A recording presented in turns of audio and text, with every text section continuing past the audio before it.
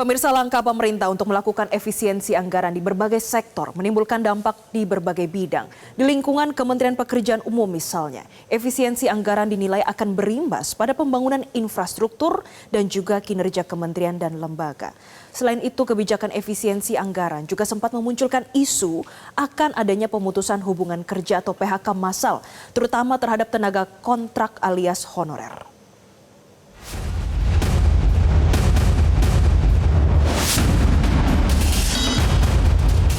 Langkah pemerintah untuk melakukan efisiensi anggaran diperkirakan bakal sangat mempengaruhi kinerja sejumlah kementerian. Di lingkungan Kementerian Pekerjaan Umum misalnya, meski anggaran kementerian ini batal dipangkas hingga 81,38 triliun rupiah dan efisiensi anggarannya turun menjadi 60 triliun rupiah.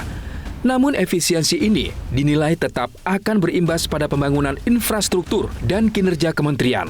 Jalan Pantura di Demak, Jawa Tengah misalnya, di musim mudik lebaran bulan depan, jalan ini diperkirakan bakal dilalui banyak kendaraan, meski saat ini kondisi jalannya tidak karuan. Ada puluhan titik jalan yang rusak di Jalan Pantura Semarang Demak sepanjang 40 km. Akibatnya, tidak jarang pemotor terperosok di jalanan berlubang. Saya banyak kemarin yang jatuh di sini, di daerah ini. Jadi minta tolong dari yang terkait lah supaya segera diperbaiki akses jalan supaya orang jalan ini nyaman, nggak banyak kecelakaan jatuh atau sambil disebutkan itu kemarin. Kalau lewat sini sempat takut gak Mas Jalongan?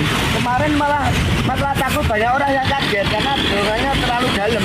Jadi ada yang helmnya jatuh atau orang yang sekali ngerem dada. Jadi yang di belakangnya yang bahaya karena dia kaget ada lubang yang dalam. Apakah akan ada perbaikan Jalan Pantura ini? Siapkah pemerintah menghadapi mudik? Perbaikan itu selalu nggak ada itu nggak. Walaupun kita walaupun kita anggaran itu masih dalam peninjauan, masih posisi dalam politik anggaran, tapi kan ini Januari lewat, begitu Januari lewat ya ada beberapa orang masih makan kan, jalan juga pada perusahaan-perusahaan juga masih kita perbaiki itu. Menteri PU mengaku akan menghadap Menteri Keuangan soal anggaran pemeliharaan jalan yang dihapus sepanjang 47.000 kilometer. Itu kan karena kan kita harus mengacu kepada Inpres dan surat mengkiu. Tapi tenang, itu pasti kita pikirin. Tadi kan juga kesimpulan rapat kan mengatakan seperti itu. Nanti pada saat kita ke Bu Menko kita bicara lagi. Makanya itulah kalau politik anggaran belum selesai jangan langsung dipotong lah. Nanti ya.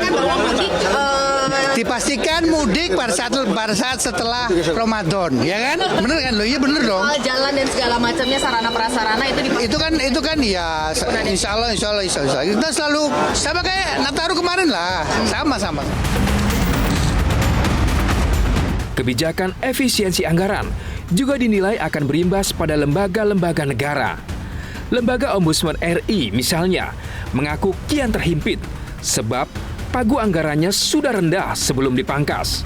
Sampai-sampai menurut Kepala Ombudsman Muhammad Najih, kebijakan efisiensi anggaran ini akan berdampak pada penyelesaian laporan warga. Kita sudah sangat efisien sebenarnya karena selalu kita itu menggunakan istilahnya itu sekali dayung tiga pulau terlampau. Misalnya contoh umpamanya di sebuah provinsi katakanlah di Jawa Timur untuk efisiensi itu seringkali kita kalau menyelesaikan kasus di Jombang kemudian Madiun Pacitan itu sekali jalan kita. Nah itu sudah sangat efisien.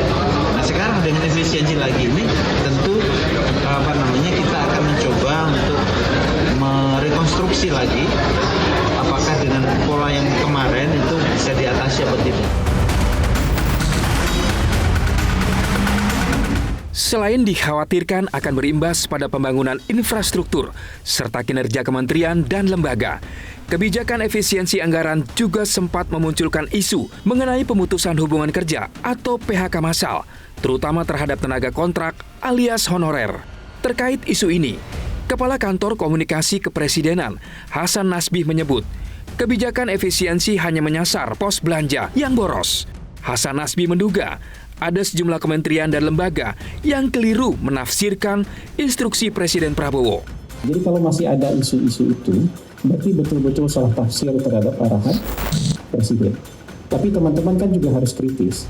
Kalau konsultan habis kontraknya, kemudian nggak disambung lagi, jangan bilang itu gelombang PHK. Gelombang itu setinggi apa sih? Kalau ada tenaga lepas yang kemudian tidak diperpanjang lagi, jangan dianggap itu gelombang PHK. Kan kalimatnya harus diukur. Yang teman-teman masuk dengan gelombang itu setinggi apa? Isu adanya PHK besar-besaran imbas efisiensi anggaran sebelumnya sempat menjadi perhatian DPR. Dalam rapat rekonstruksi anggaran Kementerian BUMN Kamis lalu, isu ini mengemuka. Namun Menteri BUMN Erick Thohir menjamin tak ada PHK atau pengurangan pegawai di kementerian yang ia pimpin. Pengurangan pegawai ya itu belum ada sampai hari ini. Lalu office boy, satpam juga kita coba jaga dengan budget yang ada. Memang salah satu juga yang kita jaga juga mengenai daycare, karena itu saya rasa fasilitas penting buat pegawai kami, karena kita tahu kalau kita lihat kan ranking Kementerian BUMN ini masih kelas 2. Pertama, terkait berita mengenai pemutusan hubungan kerja atau PHK honorer di lingkungan kementerian dan lembaga. Dengan ini disampaikan bahwa tidak ada PHK tenaga honorer di lingkungan kementerian dan lembaga. Kami memastikan bahwa langkah efisiensi atau dalam hal ini rekonstruksi dari anggaran-anggaran kementerian lembaga tidak terdampak terhadap tenaga honorer. Sejak Rabu hingga Jumat lalu, pemerintah dan DPR sibuk mempreteli anggaran kementerian dan lembaga hingga satuan 9 alias item belanja paling rinci. Anggaran yang paling besar kena pangkas adalah alat tulis kantor hingga perjalanan dinas. Jelajahi cara baru mendapatkan informasi. Download Metro TV Extend sekarang.